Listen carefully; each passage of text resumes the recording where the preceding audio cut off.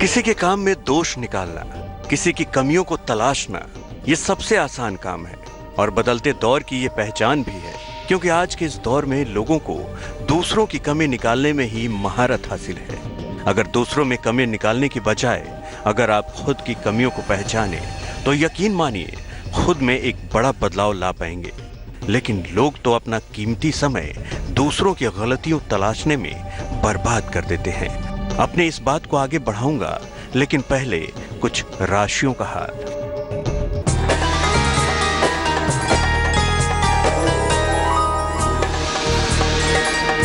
मेष राशि, कारोबार में लाभ हो सकता है, सेहत अच्छी रहेगी, विदेश यात्रा का योग है, शुभ रंग लाल, भाग्य प्रतिशत 60।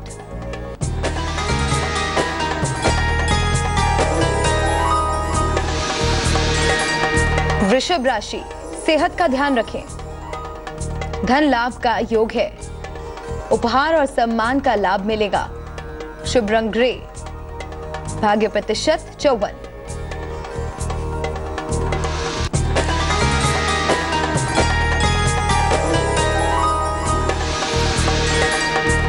मिथुन राशि, संपत्ति का विवाद हल होगा, आर्थिक लाभ हो सकता है, वाहन सुख मिल सकता है, शुभ रंग बैंगनी, भाग्य प्रतिशत 87।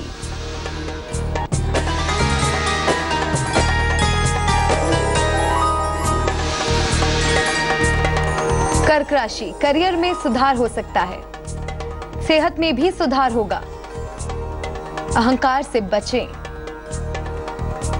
शुभ रंग पीला, भाग्य प्रतिशत 80।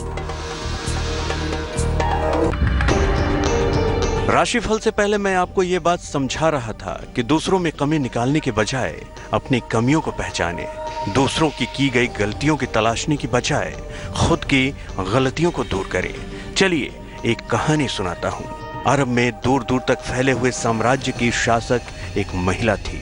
उसके साम्राज्य में हर ओर खुशहाली छाई थी। वह समय समय पर अपनी प्रजा के बीच जाकर उनके सुख शांति की खबर लेती रहती थी।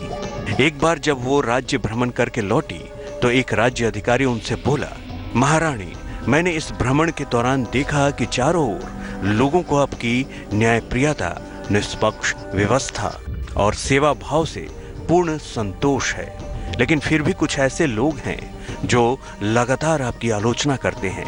ऐसे लोगों को दंडित करना जरूरी है। अधिकारी की बात का महारानी ने क्या जवाब दिया, ये मैं आपको कहानी में आगे बताऊंगा, लेकिन पहले अगली 4 राशियों का हाल।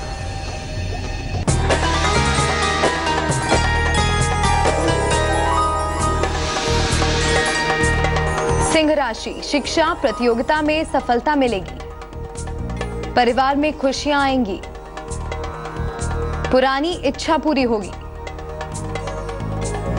शुभ रंग नीला, भाग्य प्रतिशत 89।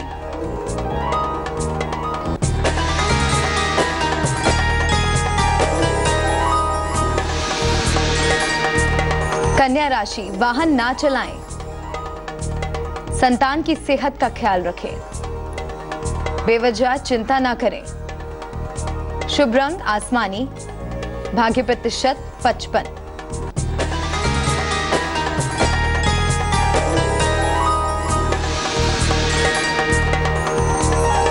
तुला राशि, मुकदमे में लाभ होगा, स्थान परिवर्तन का योग है, धन की प्राप्ति होगी, शुभ रंग भूरा, भाग्य प्रतिशत 74।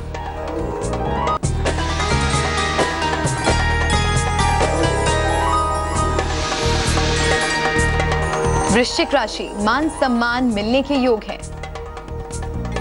क्रोध पर नियंत्रण रखें, वाहन की प्राप्ति होगी, शुभ रंग ग्रे, भाग्य प्रतिशत 80। मैं आपको एक महिला शासक की कहानी सुना रहा था, जिसके राज्य में सारी प्रजा उसके शासन से खुश थी, लेकिन कुछ लोग फिर भी उसकी बुराई करते थे। जब ये बात एक अधिकारी ने महारानी से कही तो महारानी गंभीर होकर बोली, मैं एक बड़े साम्राज्य की शासक हूँ, प्रजा मेरा सम्मान करती है और मुझे अपने दुख से अवगत कराती रहती है।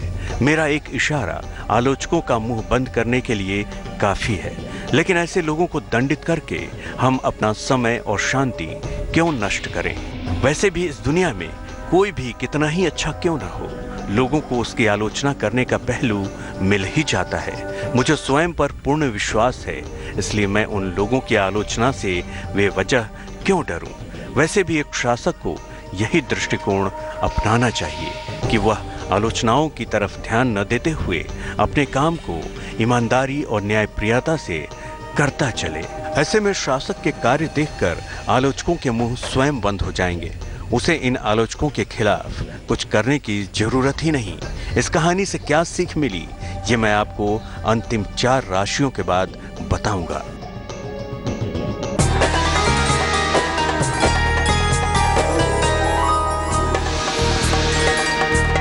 धनु राशि, मान सम्मान की प्राप्ति होगी। सेहत में सुधार हो सकता है। प्रेम संबंधों में सफलता मिलेगी। शुभ रंग सफेद। भाग्य प्रतिशत 75।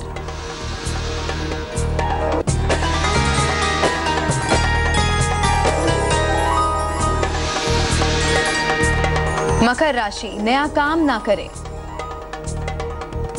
सेहत का ध्यान रखें। चीजों को ठीक से प्लान करें। शुभ रंग ग्रे। भाग्य प्रतिशत 50।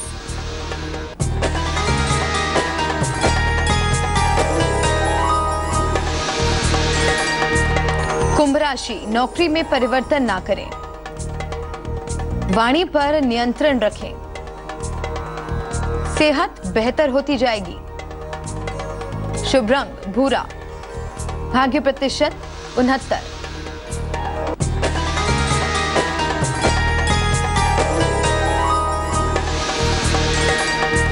मीन राशि, नौकरी में बेहतर अवसर मिलेगा। खर्चे बढ़ सकते हैं। लंबी यात्रा का योग है। शुभ रंग चांदी जैसा रंग। भाग्य प्रतिशत 57। राशियों से पहले मैंने आपको एक महिला शासक की कहानी सुनाई, जिसका शासन से प्रजा खुश थी, लेकिन फिर भी कुछ लोग उसकी कमियां निकाल रहे थे। एक अधिकारी ने जब ये बात महिला शासक को बताई तो उसने कहा कि लोगों की बातों की बजाय अपने काम पर ध्यान देना चाहिए, लोगों का मुंह खुद ही बंद हो जाएगा। महिला शासक की बात सुनकर राज्य अधिकारी बोला, महारानी जी, आज हमें आपकी सफलता का सूत्र पता चल गया है। निश्चित रूप से आलोचनाओं से घबराकर व्यक्ति अपने सामान्य कार्य में व्यवधान उत्पन्न कर देता है, इसलिए मैं आपकी बात से पूर्णतया सहमत हूँ। हम ऐसे ही कार्य करते रहेंगे जैसे अभी तक करते आए हैं। उम्मीद है इस कहानी का मर्म आप समझ गए होंगे। अलविदा।